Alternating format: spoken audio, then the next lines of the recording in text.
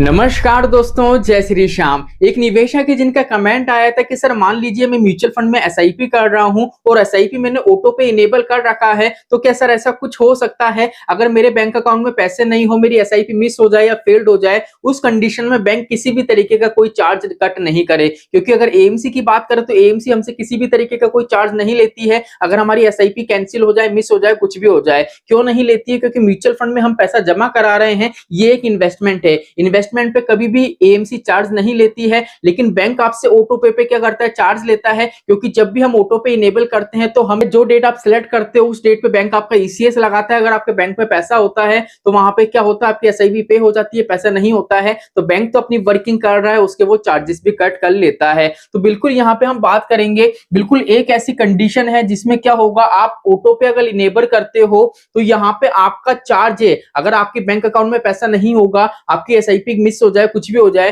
तो भी क्या होगा, जो बैंक के आपसे किसी भी तरीके का कोई चार्ज नहीं लेगा। तो सर वो कैसे होगा, हम कैसे इनेबल कर सकते हैं, डिटेल में आपको जानने को मिलेगा। तो सिंपल यहाँ पे अगर हम बात करें, सबसे पहले अगर म्यूचुअल फंड में आप एसआईपी कर रहे हो तो जो ऑटो पे इनेबल होता है वो तीन तरीके से होता है। एक होता है डेबिट कार्ड के माध्यम से, दूसरा होता है नेट बैंकिंग के माध्यम से, और तीसरा ऑप्शन होता है हमारा यूपीआई के माध्यम से। अब पहला और जो दूसरा ऑप्शन है डेबिट कार्ड का और नेट बैंकिंग का, अगर ये दोनों ऑप्शन आप सेलेक्ट करते हो, अपना ऑटो पे इनेबल करते हो, अगर आपके बैंक अकाउंट में पैसा नहीं होता है तो यहाँ पे क्या होता है, अलग अलग बैंक के अलग अलग चार्जेस होते हैं, वो वहां पे चार्जेस लग जाएंगे। लेकिन इकलौता म्यूचुअल फंड में ऑटो पे का एक यूपीआई का सिस्टम है। अगर आपकी जो एसआईपी है आप यूपीआई के माध्यम से उसको ऑटो पे इनेबल करते हो, अगर आपके बैंक अकाउंट में पैसा नहीं होता है, आपकी एसआईपी मिस हो जाती है, तो उस कंडीशन में भी क्या होगा, यहाँ पे बैंक आपका किसी भी तरीके का कोई चार्ज नहीं लेगा।